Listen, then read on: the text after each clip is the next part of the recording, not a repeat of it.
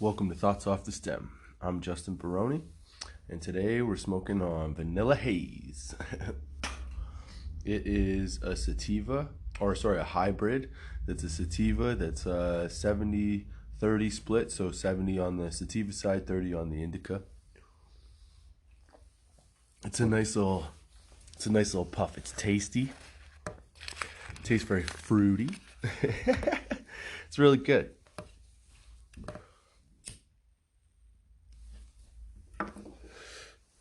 I don't really know what I want to talk about today. I hadn't really thought about it. I talked about my dabs for the last one. Oh, I will say this though, for my dabs and stuff. It took 2 1-gram purchases, so separate times, of live resin. This OG ChemDog live resin. Oh yeah, and I didn't say that. That's what I was smoking when I was smoking my dabs. On the last episode, it was the OG ChemDog live resin, and it's delicious. It's really tasty. I think I said that already. Anyway, the point is that I was trying to figure out how to fill up my dab rig because it's supposed to make this cyclone at the top as you inhale it. So the first time I tried it, because I was all excited, it was way too low. It didn't nothing. The smoke just filled up, didn't do anything.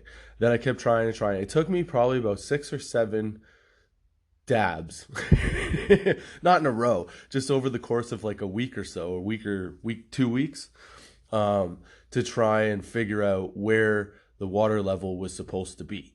So I finally figured that out, and I took my first dab with the water level at the spot that it should be, and it is cool as shit. You can see a little cyclone built, the whole thing. Yeah, it's pretty cool.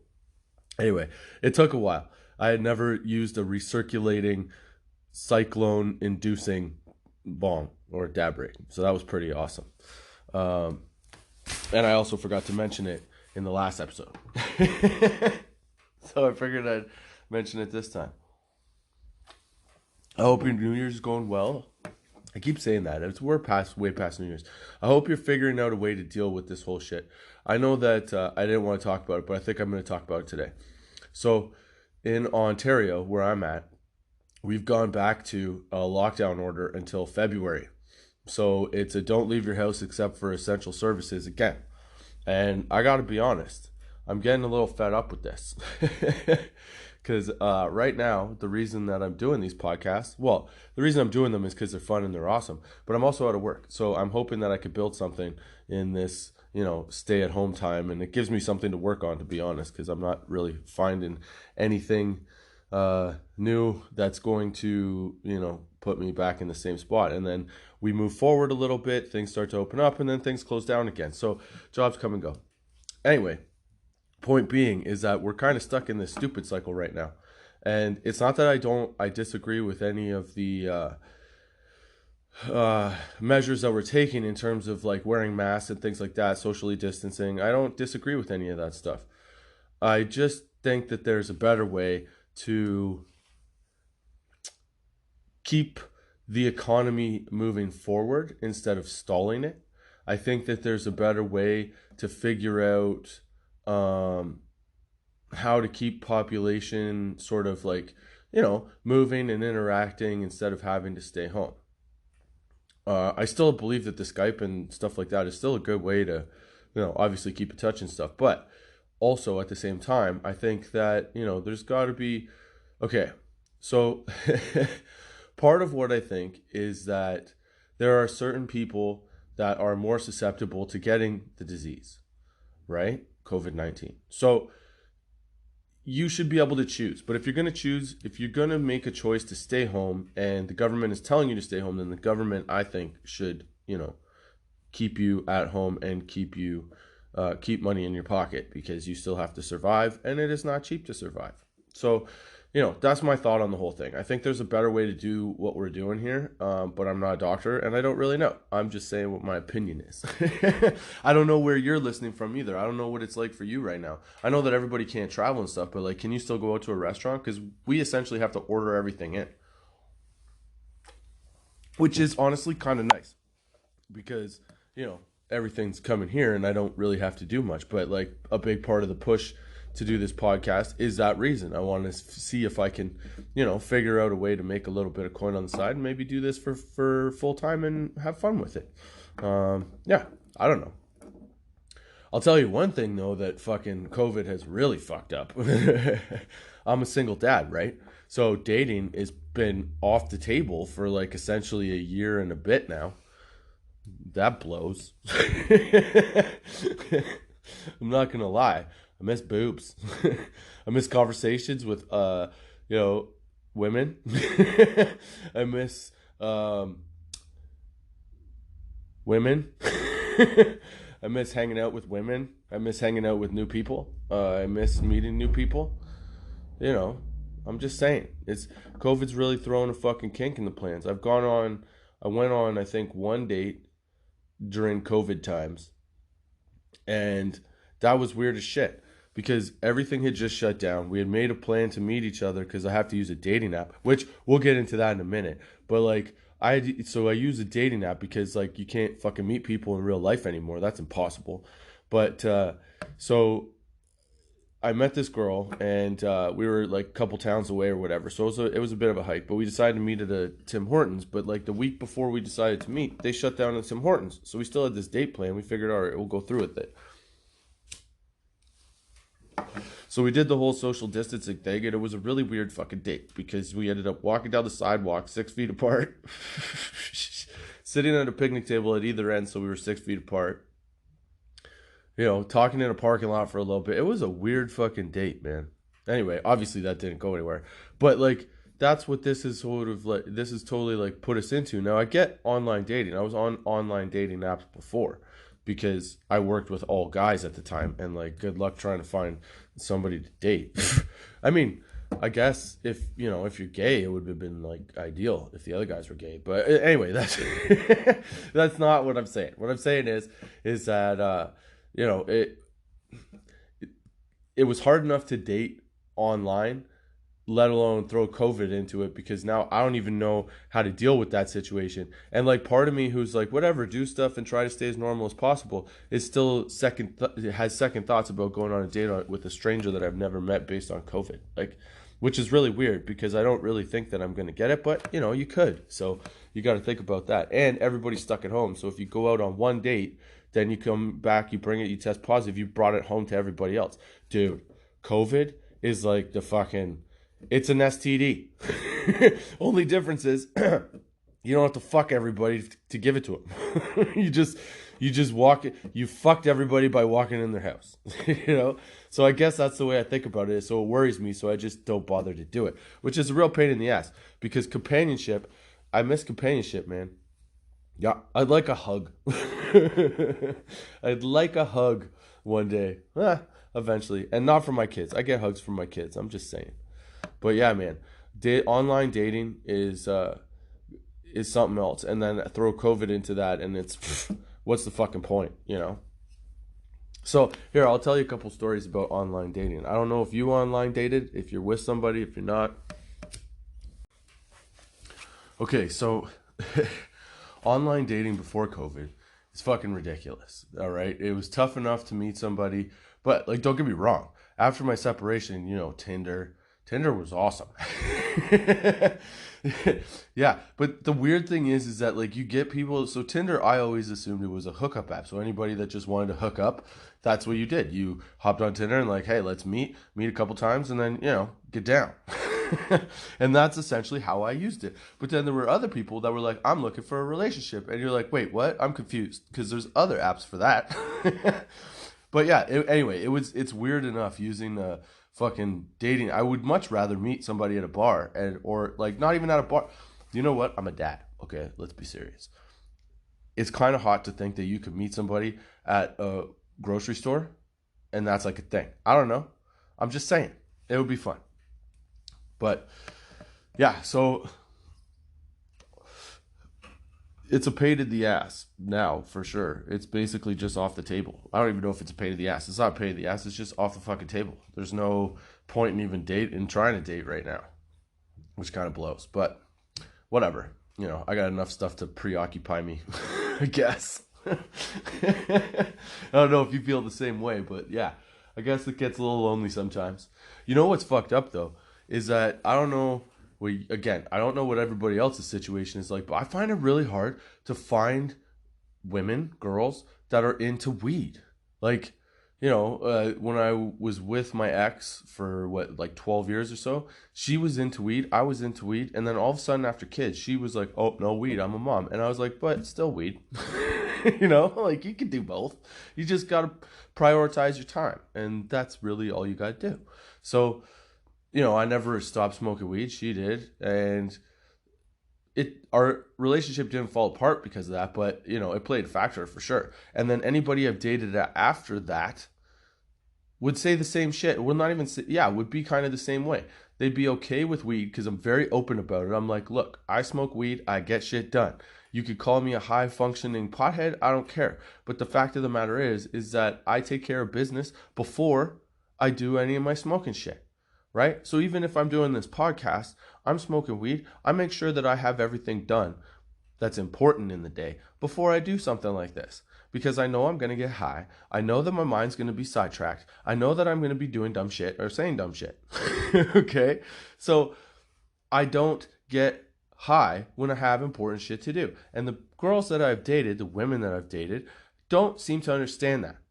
Like, they even see me in that light in terms of like full-time job, taking care of 3 kids on my own, that kind of thing. Like, they see it, but they're like, "Oh, this weed thing's not cool." But I'm not always high when I'm with them. Anyway, I think that a relationship is more 50-50. Like, in terms of you do you, I'll do me, and then we meet in the middle.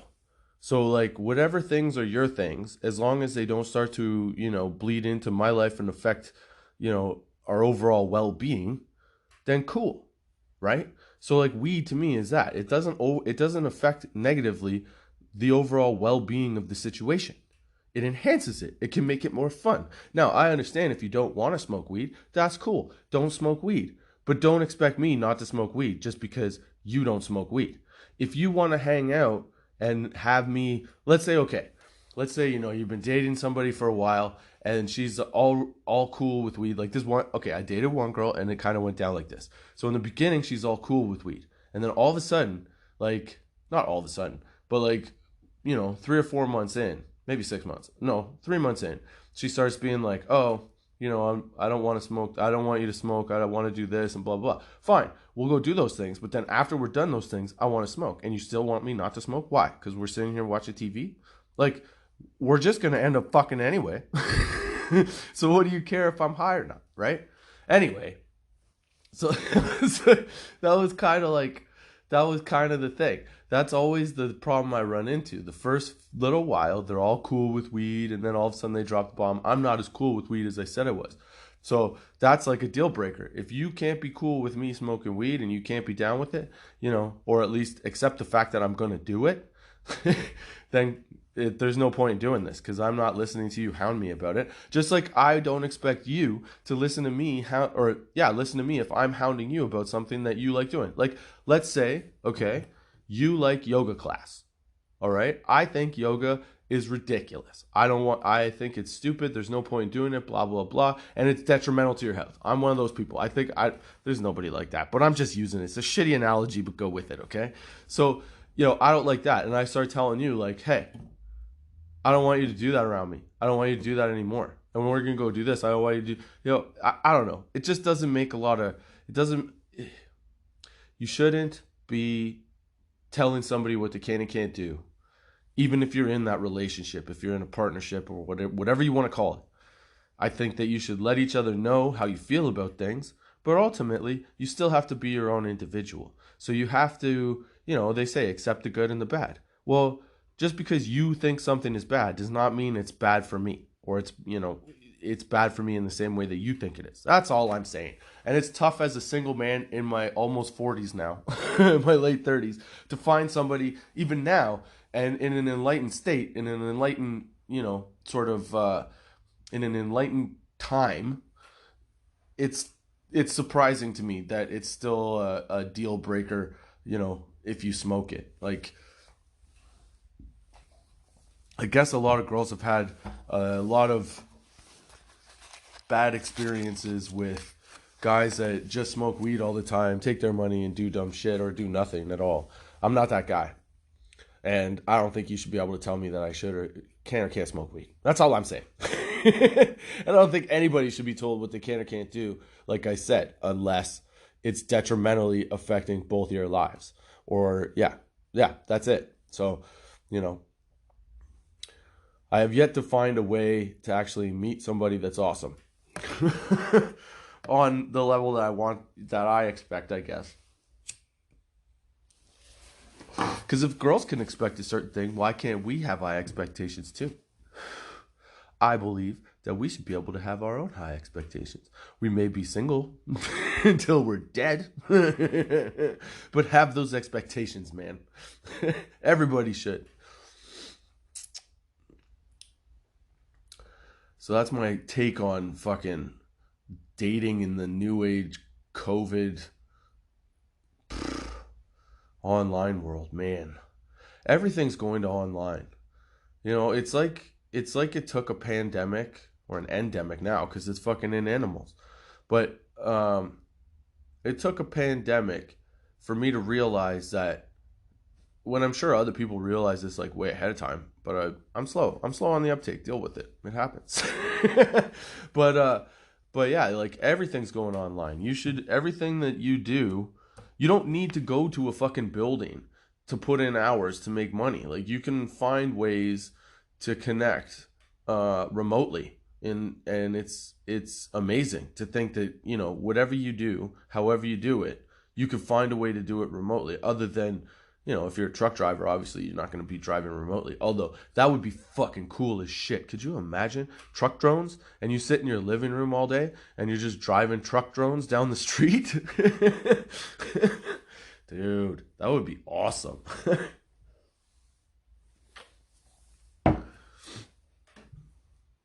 You probably kill a lot of people though. You don't want like a tractor trailer unmanned with just a Wi-Fi connection or a Bluetooth connection, you know, controlling where and how it's going to get, like where it's going and how it's going to get there by some dude on the couch and a TV. It's not a video game. And the disassociation from the person in the couch driving that truck, that's going to be a problem. That will be like GTA. Oh man, we're so close to Mad Max. We're going to Mad Max ourselves, I think. No, I don't really think that. I think those are like the overblown expectations of things. Well, the hype. They're a movie. What am I talking about? Fucking don't listen to me half the time, man. But I think we're in a weird time right now. I think we're in a time where stuff is going to go either left or right. We're at like a fork in the road. And I don't think that's necessarily a bad thing. I think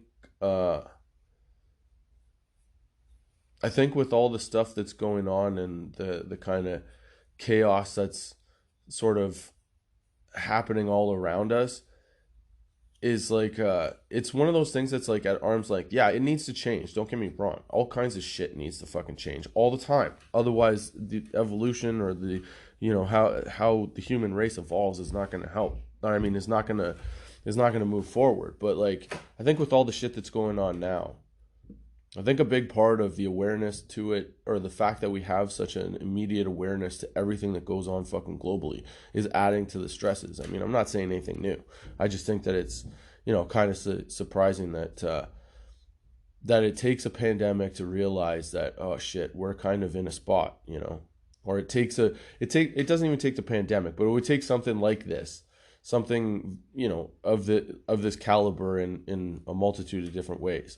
But to put us in this position, to make us all sort of realize, like, hey, there's other ways to do things. The ways that we do things are not necessarily the ways that we have done things are not necessarily the ways that we should keep doing things. And it's going to be kind of cool to see it play out. I just hope that, you know, and I think it will. I think that most people want everybody to succeed, want to move forward. Yeah, there's obviously the few. There's, you know, I'm not getting into conspiracy theories. I'm just saying that, like, you know, I think that for the overall, I think the general consensus as of humankind is to progress all of humankind and do the right things. I think that it's just not as black and white as we seem to think that it is. I think that there's a whole lot of gray area that everybody plays in because you have to, unfortunately. We still as humans have that animal instinct, that, evolutionary fight or flight kind of primitive thought process and I think we're just smart enough to, take that and focus it in on how we progress as a whole race. Oh my God, I'm rambling on. Whatever. Anyway, I hope you got. I hope you came. Oh, I don't know how I got there from fucking dating, but whatever. I hope you enjoyed this episode. That's my thought off the stem for this week, I guess. I totally zoned out staring at a bike tire while I'm sitting in my garage talking. But anyway, I hope you enjoyed this episode. I hope it wasn't too blah and mundane. I hope it was a little bit of fun. Anyway, because I'm not too sure right now. I totally zoned out. That bong hit was excellent at the beginning. But yeah, hope you enjoyed it. Hope you come back next Friday at 4:20 p.m. for a new session-sode. Until then, load your bowls. Oh, wait, before I do this, boo boo bow. Don't forget to check out the merch store, teespring.com/store/TOTS420. Also, check out the guys at I Sell Glass. You can check them out on Instagram and Twitter at I Sell Glass. And you can also check them out if you follow me on Instagram. You can check out my Linktree, and I have a link to their glassware because their bongs, their rigs, their accessories, their pipes, their everything are fucking cool, man. And you should definitely check them out. So if you click the links that I've got all over the place, you'll get there. And if you use the code TOTS420, that's a capital TOTS, capital TO, capital T, capital O, capital T, capital S, 420 at checkout at I Sell Glass, you'll save 20% on whatever accessory you buy, I believe. And so until next time, smoke your bowls, roll your joints, do your dabs, and keep your lids low.